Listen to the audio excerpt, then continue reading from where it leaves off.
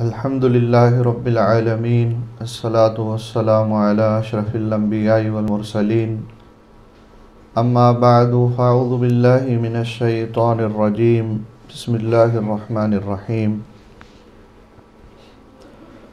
व तवक्कल अलल्लाहि व कफ़ा बिल्लाहि वकीला सदक़ल्लाहु मौलानल अज़ीम व सदक़ रसूलुहुन नबियुल करीम व नहनु अला ज़ालिका लमिनश शाहिदीन वश्शाकिरीन वल्हम्दुलिल्लाहि रब्बिल आलमीन।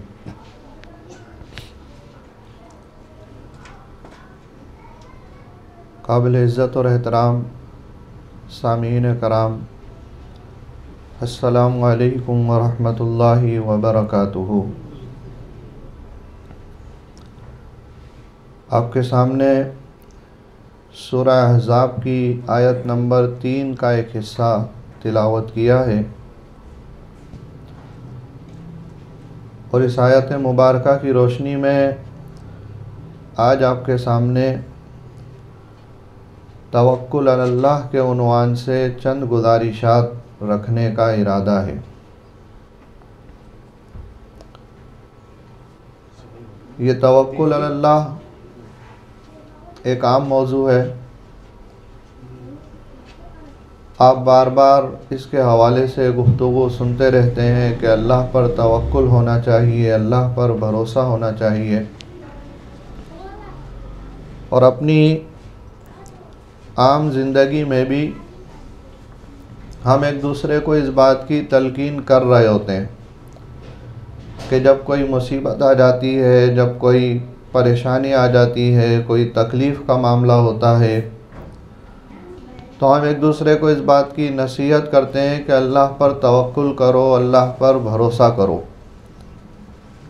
तो गर्ज़ ये कि अल्लाह पर तवक्कुल, अल्लाह पर भरोसा, ये हमारी बुनियादी ज़रूरियात में से है, ईमानियात में से है। तो हमें जानना चाहिए, समझना चाहिए कि तवक्कुल अलल्लाह का मतलब क्या है। तवक्कुल के लुग़वी माने होते हैं सुपुर्द कर देने के,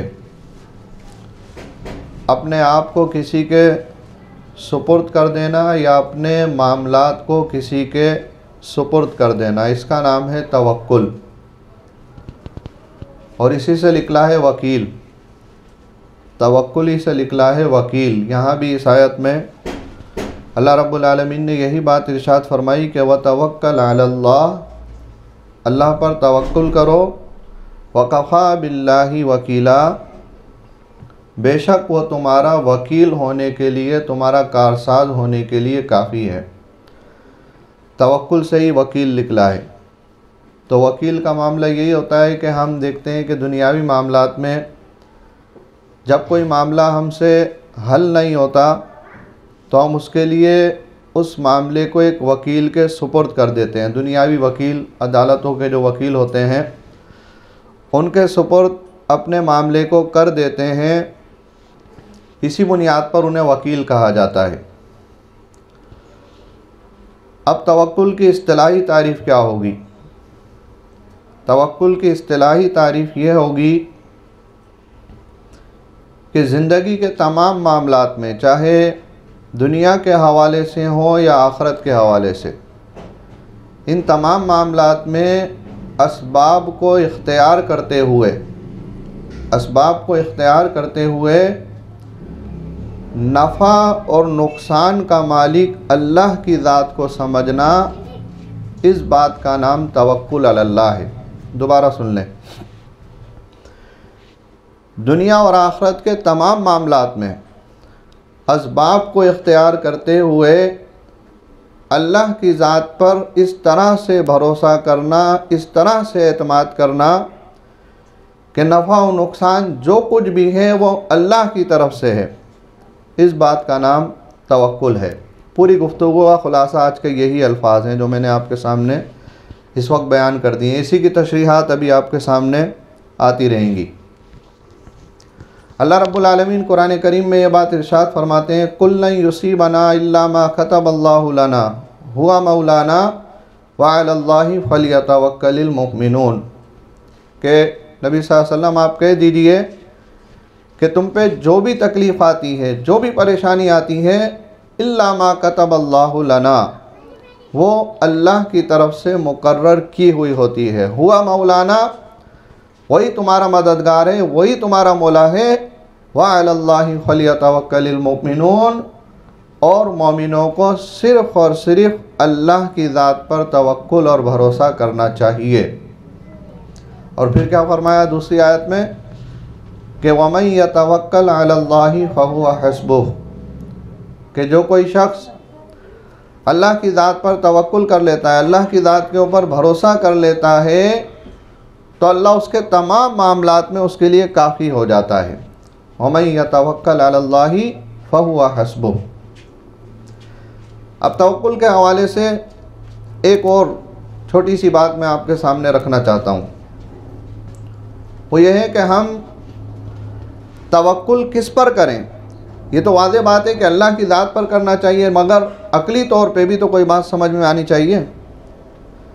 इंसान तवक्कुल और भरोसा हमेशा उस हस्ती पर करता है जो उससे ताकत में ज़्यादा हो, जो उससे ताकत में ज़्यादा हो, उस पर तवक्कुल करेगा। जो उससे इल्म में ज़्यादा हो, उस पर जो है वो तवक्कुल और भरोसा करेगा। और इसी तरह से उस ज़ात पर तवक्कुल और भरोसा किया जाएगा जिसके अंदर कोई कमज़ोरी मौजूद ना हो, कोई कमज़ोरी, कोई ख़ामी मौजूद ना हो। अगर एक इंसान है वो अपने ही तरह के दूसरे लोगों के ऊपर भरोसा करे, तवक्कुल करे, एतमाद करे, तो ये तो कोई बात नहीं बनेगी। जो ताकत इसके पास है वही ताकत उसके पास भी है, जितना इल्म इसके पास है उतना इल्म उसके पास भी है। जो कमज़ोरियाँ इस शख्स में मौजूद हैं वही तमाम कमज़ोरियाँ उसमें भी मौजूद हैं, तो तवक्कुल की तो बात नहीं बनेगी। तवक्कुल की बात उस वक्त बनेगी कि उस हस्ती पर तवक्कुल किया जाए, उस हस्ती पर भरोसा किया जाए जो ताकत में, इख्तियार और इक़्तिदार में, इल्म में और गलबे में इस तवक्कुल करने वाले से बढ़कर हो। जो तवक्कुल कर रहा है उससे बढ़कर हो, उससे ज़्यादा हो, उस पर तवक्कुल किया जाएगा, उस पर भरोसा किया जाएगा। तो इस हवाले से हम ये बात देखते हैं कि सिर्फ़ और सिर्फ अल्लाह ही की ज़ात वो ज़ात है जिसके अंदर वो तमाम सिफ़ात, वो तमाम खूबियाँ मौजूद हैं जिसकी बुनियाद पर उस पर भरोसा किया जाए, उस पर तवक्कुल किया जाए। अल्लाह रब्बुल आलमीन कुरान करीम में अपनी सिफ़ात बयान करते हैं तवक्कुल के हवाले से। फरमाया कि व तवक्कल अलल अज़ीज़िर रहीम, उस ज़ात के ऊपर तवक्कुल करो, उस ज़ात के ऊपर भरोसा करो जो ज़बरदस्त भी है और रहीम भी है।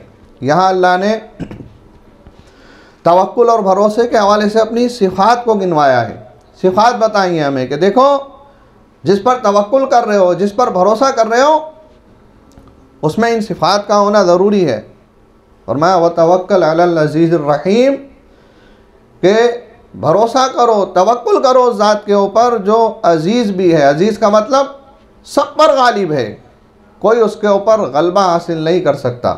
दुनिया में तो होता है ना कि एक आदमी ताकतवर होता है, दूसरा आदमी उससे ज़्यादा ताकतवर होता है। एक शख्स के पास इल्म मौजूद होता है, दूसरा आदमी है उससे ज़्यादा इल्म उसके पास मौजूद है। तो अल्लाह अपने बारे में ये बात इरशाद फरमाते हैं कि अल्लाह ऐसा ताकतवर है कि उससे बढ़कर कोई ताकतवर नहीं है। अल्लाह ऐसा सबके ऊपर गालिब है कि कोई दुनिया के अंदर ऐसा मौजूद नहीं है जो अल्लाह पर गलबा हासिल कर सके, बल्कि अल्लाह ही सबके ऊपर गालिब होने वाली ज़ात है। और इसी के साथ साथ फरमाया कि अज़ीज़ भी है और रहीम भी है। यानी जो अल्लाह ने अपनी सिफ़ात बयान की है ना, ऐसी नहीं बयान कर दी कि फरमाया कि अज़ीज़ रहीम। ताकत हासिल हो अगर किसी को, कोई अज़ीज़ हो जिसे कुछ ताकत हासिल हो जाए, कुछ इख्तियार और इक़्तिदार हासिल हो जाए, तो हम ये बात देखते हैं कि वो आपे से बाहर हो जाता है। दुनिया में एक आदमी को ज़रा सा मनसब मिल जाए, कोई ओहदा मिल जाए, तो उस ताकत की बुनियाद पर लोग अपनी हैसियत को भूल जाते हैं, आपे से बाहर हो जाते हैं। उस ताकत का गलत इस्तेमाल करने लगते हैं। तो अल्लाह फरमाते हैं कि अल्लाह ताकतवर तो है, अल्लाह गालिब तो है, मगर उसी के साथ साथ अल्लाह रहीम भी है। अल्लाह किसी के ऊपर जुल्म नहीं करता, बल्कि अपनी मखलूक़ात के साथ जो मामलात करता है वो रहम की बुनियाद के ऊपर करता है कि अल्लाह गालिब है मगर रहीम भी है।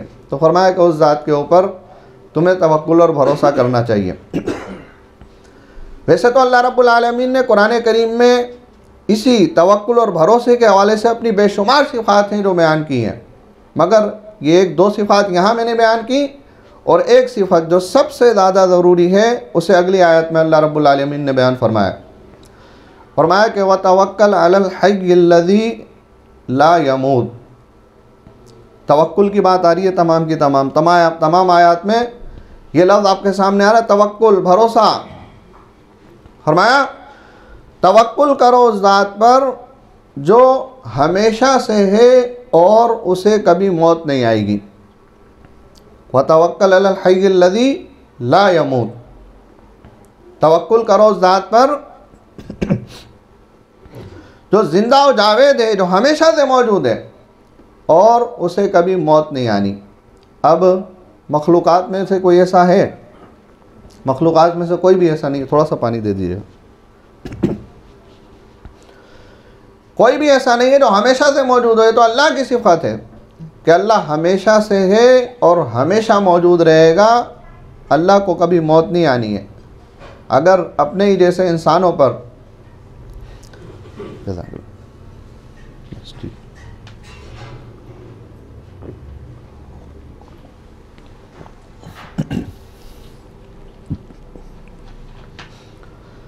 अपने ही जैसे इंसानों पर आदमी भरोसा करने लग जाए, तवक्कुल करने लग जाए, तो हम ये बात देखते हैं कि जिन पर भरोसा किया जाएगा वो आज ज़िंदा है, कल ज़िंदा नहीं है, उन्हें मौत आ जाएगी।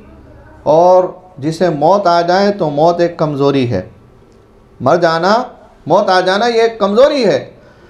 तो जिसके अंदर कोई कमज़ोरी और ख़ामी मौजूद हो उसके ऊपर तवक्कुल और भरोसा नहीं किया जा सकता। तवक्कुल और भरोसा सिर्फ़ और सिर्फ अल्लाह की ज़ात पर किया जा सकता है। इतनी बात जो है यहाँ तक इसे रहने देते हैं। अब उसके बाद अगर किसी को ये सिफ़त हासिल हो जाए, यानी अल्लाह की ज़ात पर एतमाद, अल्लाह की ज़ात पर भरोसा, ज़िंदगी के अंदर जो भी मामला पेश आ जाए, जो भी मामला पेश आ जाए उसका ईमान हो ये कि अल्लाह की तरफ से है, अल्लाह की तरफ से है, तो देखें इंसान की ज़िंदगी आसान हो जाती है।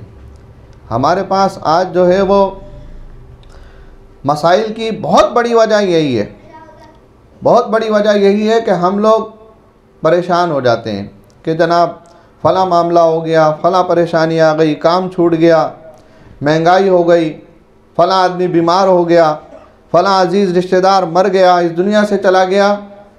ये तमाम मामलात आते हैं तो हम परेशान हो जाते हैं।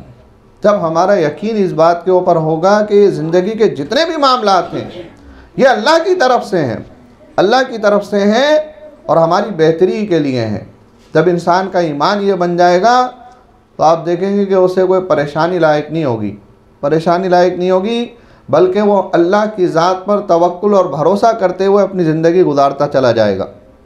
अल्लाह रब्बुल आलमीन कुरान करीम में ये बात इरशाद फरमाते हैं, इयमसस्कल्लाहु बिदुर्रिन फला काशिफ़ लहु इल्ला हु, कि इंसान के ऊपर जब कोई परेशानी आती है तो वो अल्लाह की तरफ से आती है। कोई मुश्किल आती है तो वो अल्लाह की तरफ से आती है और अल्लाह ही है जो उसे दूर करता है। फला काशिफ़ लहु इल्ला हु, अल्लाह के सिवा कोई ऐसा नहीं है जो उस तकलीफ़, उस परेशानी और उस मुसीबत को दूर कर सके।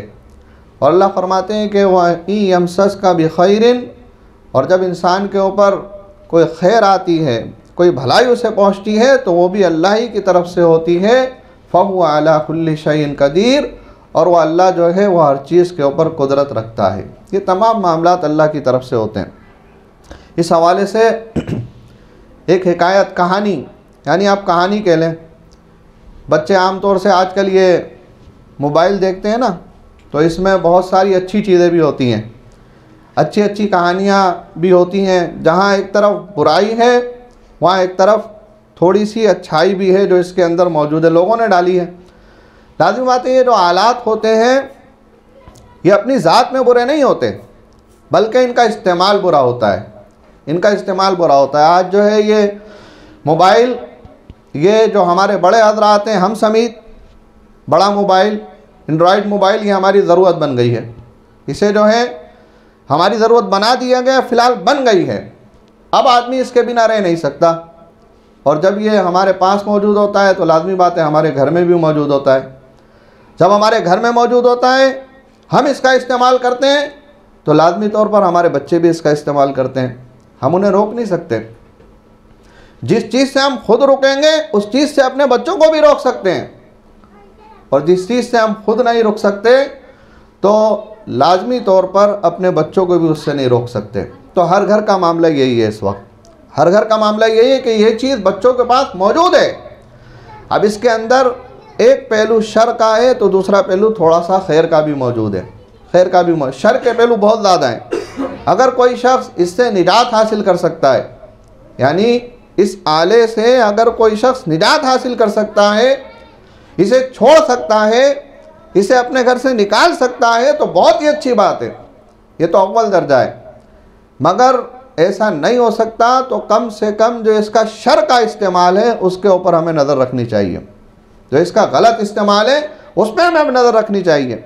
तो जहाँ मैं अर्ज़ कर रहा था कि कुछ गलत चीज़ें होती हैं, बल्कि बेशतर गलत चीज़ें होती हैं, वहाँ इसमें कुछ अच्छी चीज़ें भी हमें नज़र आती हैं कि कहानियाँ अच्छी अच्छी दीन के वाक़यात और सहाबा के वाक़यात, या कुछ ऐसी चीज़ें जिनके ज़रिए से बच्चों की जहन साजी की जाती है, उन्हें दुआएं सिखाई जा सकती हैं, वो चीज़ें भी इसमें मौजूद होती हैं। तो हम कोशिश करें कि अपने बच्चों को उन चीज़ों की तरफ मुंतकिल करें। ये काम तो हम कर सकते हैं ना। बच्चे अगर देख रहे हैं तो ठीक है, चलो देखने से मना नहीं है। हम ये बात कहें कि भाई ये हिंदुओं की जो कहानियाँ हैं जिसमें अंदर झीन बूझ चुड़ैलों के तस्करे तुम्हें मिलते हैं, इन्हें ना देखो, इनकी जगह ये अच्छी चीज़ें इन्हें देखो जिससे तुम्हारी तरबियत भी होगी। तो ये काम तो हम कम से कम कर ही सकते हैं। तो वो जब कहानियाँ चल रही होती हैं तो उसमें कहानी आप कह लें, वो इसी तवक्कुल के हवाले से मैंने सुनी, बच्चे देख रहे थे, मैंने भी देखी। कहानी ये थी कि जनाब एक बादशाह का एक वज़ीर था। तो वज़ीर की आदत थी जो काम भी उसके साथ हो जाए तो वो कहता है जो हुआ अच्छा ही हुआ, जो हुआ अच्छा ही हुआ। तो बादशाह उसकी इस हरकत से बड़ा परेशान था कि कुछ भी हो जाए इसे हर हाल में यही कहना है कि जो हुआ अच्छा ही हुआ। एक मरतबा क्या होता है कि उसके वज़ीर के लड़के की एक टांग कट जाती है। तो वज़ीर ने यही कहा कि जो हुआ अच्छा ही हुआ। बादशाह ने कहा कि भाई इसमें क्या अच्छा हुआ, तुम्हारे बच्चे की एक टांग कट गई, इसमें कौन सी अच्छाई की बात है। तो उसने मुस्कुराकर जवाब दिया कि अब इसे एक ही जूता पहनना पड़ेगा, एक जूते का ख़र्चा बच जाएगा, इसलिए जो हुआ अच्छा ही हुआ, जो हुआ अच्छा हुआ। बादशाह ने भी टाल दिया। अब क्या हुआ कि बादशाह एक दिन तलवारबाजी कर रहा था, बादशाह की उंगली कट जाती है। वज़ीर अपनी आदत के मुताबिक कहता है जो हुआ अच्छा ही हुआ। बादशाह को बड़ा गुस्सा आया कि कैसा बेवकूफ़ आदमी है, मेरी उंगली कट गई है और कहता है जो हुआ अच्छा ही हुआ। वो उसे पकड़ के कैद कर देता है, कैद खाने में डाल देता है। वज़ीर साहब कैद हो गए, बादशाह की उंगली कट गई है। अब बादशाह कहीं जाते हैं सैर व तफरी के लिए, तो वहाँ उन्हें कुछ लोग पकड़ लेते हैं, जंगली लोग, वो उन्हें पकड़ लेते हैं और बादशाह की बलि चढ़ाने की कोशिश की जाती है कि इसे मार दो। वो देखते हैं उनमें से एक आदमी के बादशाह की उंगली कटी हुई है, तो बादशाह को इस बुनियाद के ऊपर छोड़ दिया जाता है कि नहीं भाई इसको ज़िबा नहीं किया जा सकता, ये मुकम्मल आदमी नहीं है, इसकी एक उंगली कटी हुई है, लिहाजा इसे छोड़ दो। अब बादशाह वापस आता है बड़ा परेशान और वज़ीर को बुलाता है, कहता है कि भाई बात यह है कि तुम सही कहते थे, तुम सही कहते थे कि जो हुआ अच्छा ही हुआ। अगर मेरी ये उंगली आज सलामत होती तो तुम्हारा बादशाह भी तुम्हारे पास सलामत मौजूद ना होता। ये मेरी उंगली कट गई है, इसी बुनियाद पर तुम देखते हो कि आज तुम्हारा बादशाह तुम्हारे सामने सही सलामत मौजूद है। मगर बादशाह उससे पूछता है कि भाई ये बताओ, मेरा मामला तो ठीक है कि मेरे साथ जो हुआ वो अच्छा ही हुआ, तुम्हारे साथ ये क्यों हुआ? तुम इतने अरसे तक कैद खाने में पड़े रहे, तुम्हारे साथ ये मामला क्यों हुआ? तो उसने कहा कि मेरे साथ भी अच्छा ही हुआ, अगर मैं कैद खाने में नहीं होता तो आपके साथ होता, अगर मैं कैद खाने में नहीं होता तो आपके साथ होता, आपको छोड़ दिया जाता, मुझे दिबा कर दिया जाता। इसलिए जो हुआ वो अच्छा ही। अब कहानी ये देखें आप, कितनी दिलचस्प कहानी है। और मैं बेशुमार कुरान की आयत आपके सामने पढ़ता रहूँ, अहादीस के वाक़यात आपके सामने बयान करता रहूँ, मगर जो असर ये एक हकायत या एक कहानी या एक मिसाल करती है, लोगों के जहन में बैठ जाती है। लोग कहते हैं चलो ठीक है, बात समझ में आ गई। तो मामला इसी तरह का है। मामला इसी तरह का है कि जब इंसान ये बात समझ लेता है कि जो कुछ होता है वो अल्लाह ही की तरफ से होता है, तो उसका ईमान बन जाता है, उसको अल्लाह की ज़ात पर तवक्कुल और भरोसा हो जाता है। अब इसके हवाले से उलमा ने इसकी हद बयान की है, यानी किस हद तक दुनियावी मामलात में भी हम देखते हैं ना कि लोगों पर हम भरोसा करते हैं, लोगों के पास अपने मामलात को लेकर जाते हैं। तो क्या ये मामलात को उनके पास लेकर जाना या किसी इंसान पर भरोसा करना, ये भी तवक्कुल अल्लाह के मनाफी है? तो इसमें बड़ी बारीक बात है जो बयान की गई है। फरमाया कि आपका मामला किसी शख्स के साथ है, कोई मामला पड़ गया है, आपको उसके पास जाना है अपना मामला लेकर, तो आप उसके पास जाएं, अपना मामला उसके सामने बयान करें। एक मरतबा आपने उसको अपनी बात बता दी, फिर उसके बाद वो आपका काम नहीं करता, तो अब फिर याद दहानी के तौर पर आप दूसरी मरतबा भी उसके सामने अपनी जो गर्ज है उसे रख सकते हैं, मगर फरमाया कि तीसरी मरतबा आप ये काम नहीं कर सकते।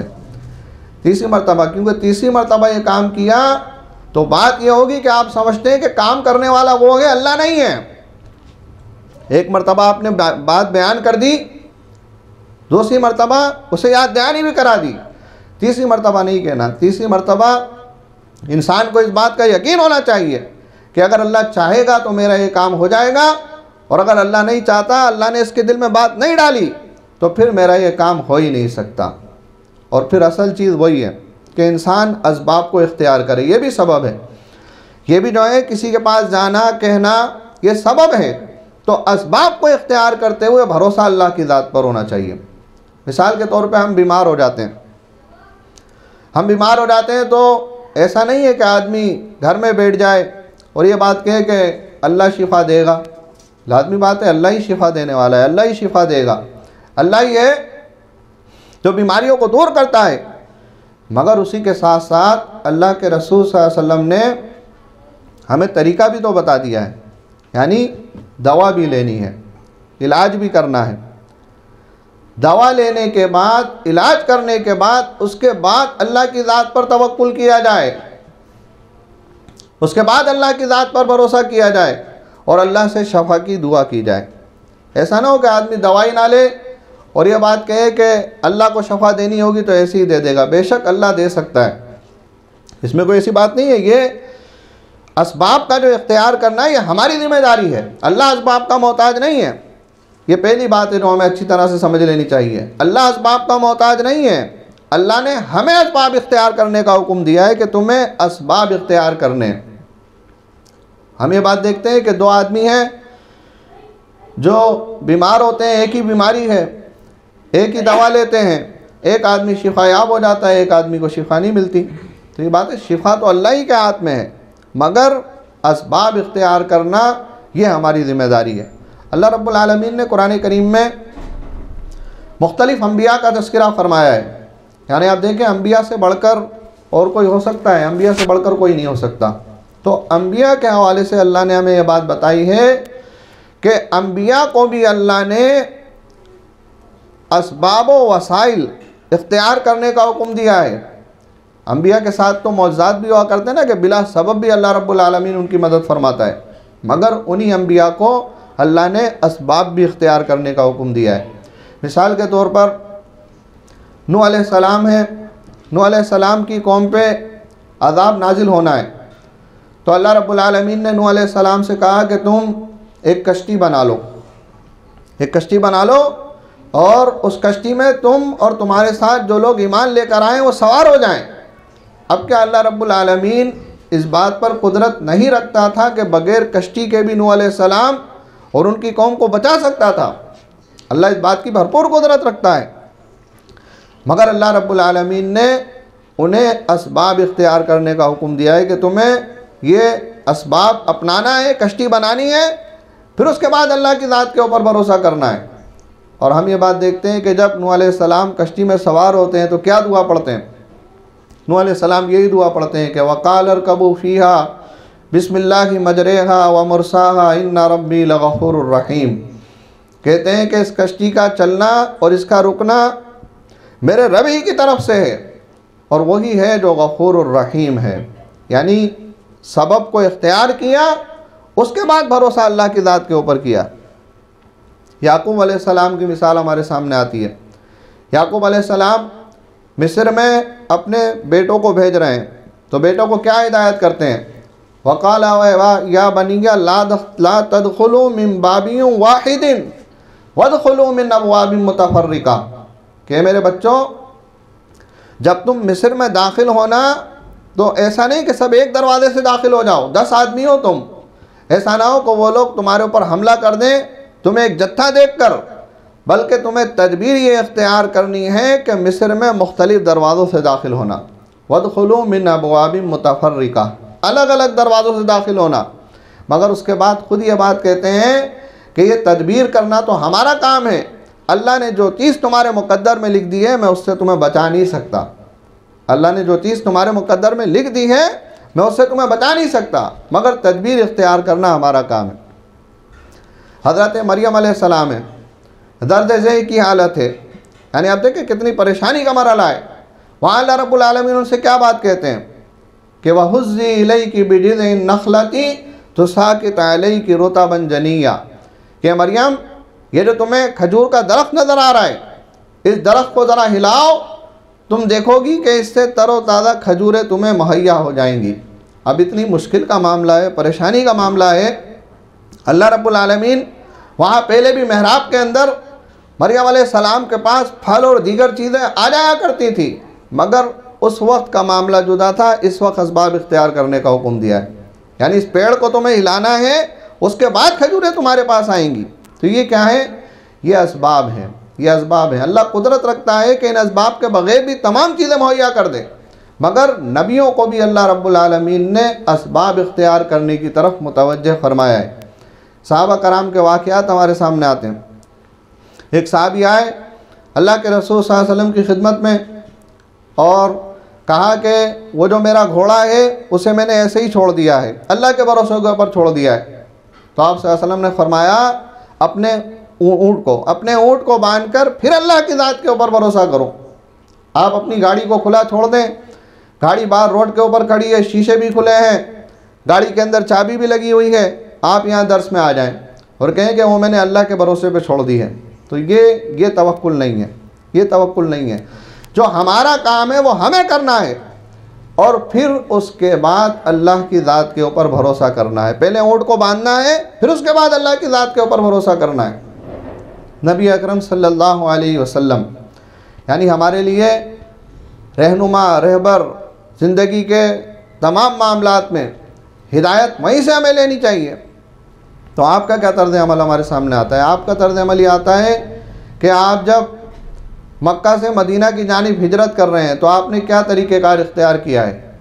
आपने खाने पीने के लिए तोशा भी लिया है, आपने अपने साथी हज़रत अबू बकर सिद्दीक़ रज़ियल्लाहु ताला अन्हु उन्हें भी अपने साथ लिया है, आपने सवारियों का भी इंतज़ाम किया है, आपने रहबर का भी इंतज़ाम किया है और उसी के साथ साथ आपने एक तदबीर भी इख्तियार की है। एक तदबीर भी इख्तियार की है। तदबीर क्या इख्तियार की कि जो रास्ता सीधी तरह से मक्का से मदीना की जानिब जाया करता था, आपने उस रास्ते को इख्तियार नहीं किया, बल्कि एक दुश्वार गुजार रास्ते को इख्तियार किया, यानी घूमकर यमन की जानिब से घूमकर मदीना गए हैं आप सल्लल्लाहु अलैहि वसल्लम, ताकि कुफ़ार इस सीधे रास्ते पर आपको तलाश करते रहें और आप सल्लल्लाहु अलैहि वसल्लम पीछे से घूमकर मदीना की जानिब पहुँच जाएँ। ये तदबीर भी है जो आप सल्लल्लाहु अलैहि वसल्लम ने इख्तियार की है। अल्लाह इस बात के ऊपर पूरी कुदरत रखता है, यानी जो अल्लाह आपको एक रात में, बल्कि रात के भी कुछ हिस्से में मस्जिद हराम से मस्जिद अक्सा ले गया, फिर मस्जिद अक्सा से आपको सातों आसमानों की सैर करवाई गई, तो वो अल्लाह क्या इस बात के ऊपर कुदरत नहीं रखता था कि आपको मक्का से उठाए और मदीना में ले जाके बिठाल दे? अल्लाह इस बात के ऊपर कुदरत रखता है। तो वो जो मेराज का वाक़या है वहाँ अल्लाह की कुदरत को बयान करना मकसूद है कि देखो अल्लाह ये काम भी कर सकता है। और ये जो हिजरत का वाक़या है यहाँ लोगों को तवक्कुल अल्लाह की जो बात है वो समझाना मतलूब है कि देखो तवक्कुल का मतलब ये नहीं है कि हाथ पैर तोड़ कर बैठ जाओ, बल्कि तवक्कुल का मतलब ये है कि जो अपनी ज़िम्मेदारी है उसे अदा करो, उसके बाद अल्लाह की ज़ात के ऊपर भरोसा करो। अब एक हदीस इस हवाले से मैं आपको सुना देता हूँ।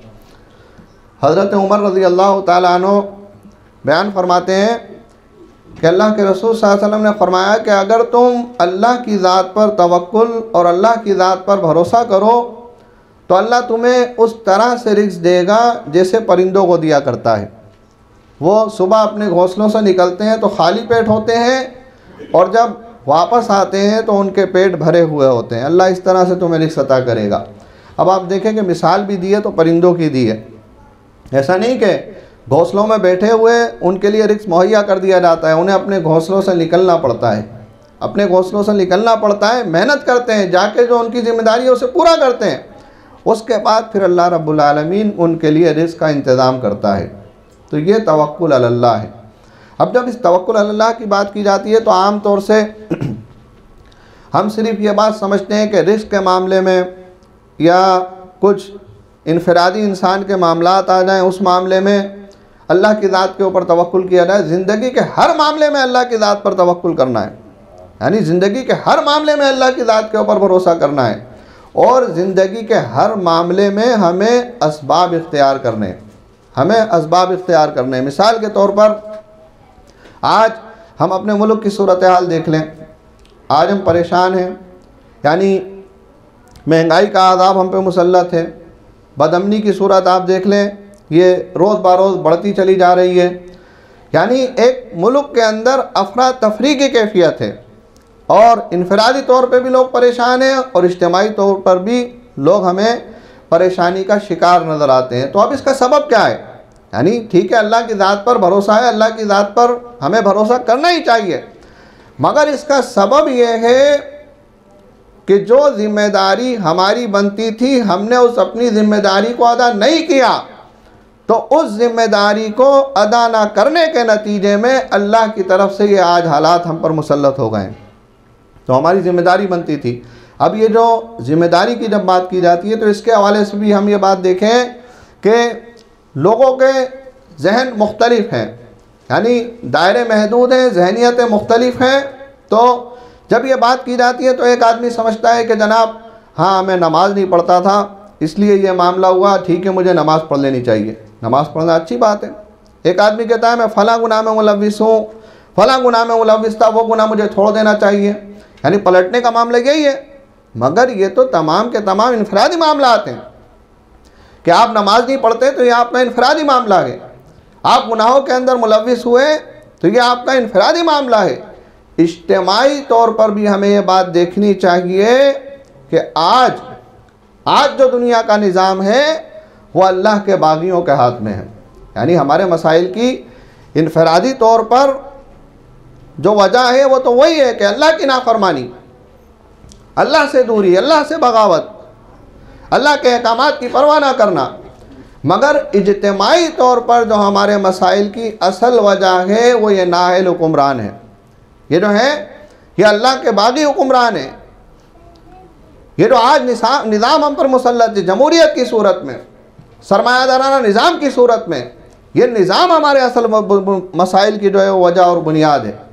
तो इसकी जगह हमें इस्लाम के निज़ाम को कायम व नाफिज़ करने की जद्दोजहद करनी, यानी सबब की बात है ना, हमें क्या काम करना है, इन तमाम निज़ामों को छोड़कर, इन तमाम निज़ामों से बगावत का इजहार करके इनके मुकाबले में हमें जो निज़ाम अल्लाह ने दिया है, जो निज़ाम हमें अल्लाह ने दिया है, उस निज़ाम को हमें इस दुनिया में कायम व नाफिज़ करने की ज़रूरत है, जब जाके पूरी तौर पर हालात में बेहतरी आ सकती है। वरना इनफरादी तौर पर तो देखते हैं कि लोग नमाज़ पढ़ने वाले भी बहुत सारे मौजूद हैं, लोग रोज़ा रखने वाले भी बहुत सारे मौजूद हैं, लोग जो हैं वो तिलावत करने तस्बीहात पढ़ने वाले भी बहुत सारे लोग आपको मिल जाएंगे। मगर जब तक निज़ाम अल्लाह के बागियों के हाथ में रहेगा उस वक्त तक मामलात इसी तरह रहेंगे जिस तरह से आज हमारे पास हैं। अभी आप देख लें कि ये जो मामला हुआ है सऊदी अरब के हवाले से, क्या मामला है कि तबलीगी जमात पर वहाँ पाबंदी लगा दी गई है। तबलीगी जमात जो है, तबलीगी जमात पर वहाँ पाबंदी लगा दी गई।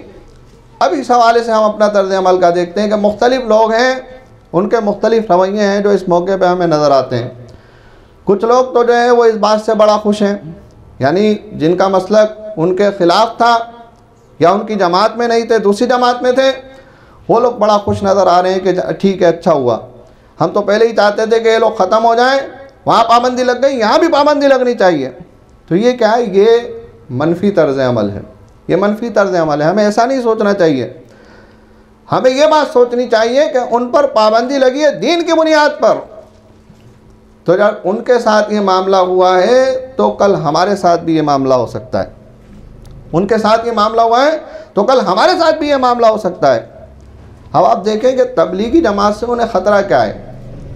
तबलीगी जमात से उन्हें कोई ख़तरा नहीं। तबलीगी जमात करती क्या है काम? कुछ भी नहीं करती। यहाँ तक कि आप देखें कि सियासत के मामलात हो, हुकूमत के मामलात हो, कोई भी मामला हो, उसके अंदर उनका कोई किरदार हमें नज़र नहीं आता, जबकि ये कोई अच्छी बात नहीं है। ये कोई अच्छी बात नहीं है। जब इतनी बड़ी तादाद मौजूद है, इतना बड़ा हल्का उनका मौजूद है, तो उन्हें जो मामलात हैं, मुल्क के हवाले से मामलात हैं, उनके अंदर उनका कोई किरदार होना चाहिए। मिसाल के तौर पे ख़त्म नबूवत का मामला आ जाए, वहाँ से कोई आवाज़ हमें नज़र नहीं आती। अगर बर्मा का मामला हो, वहाँ से कोई मजम्मत हमें नज़र नहीं आती। कश्मीर का मामला हो, कोई मजम्मत हमें नज़र नहीं आती।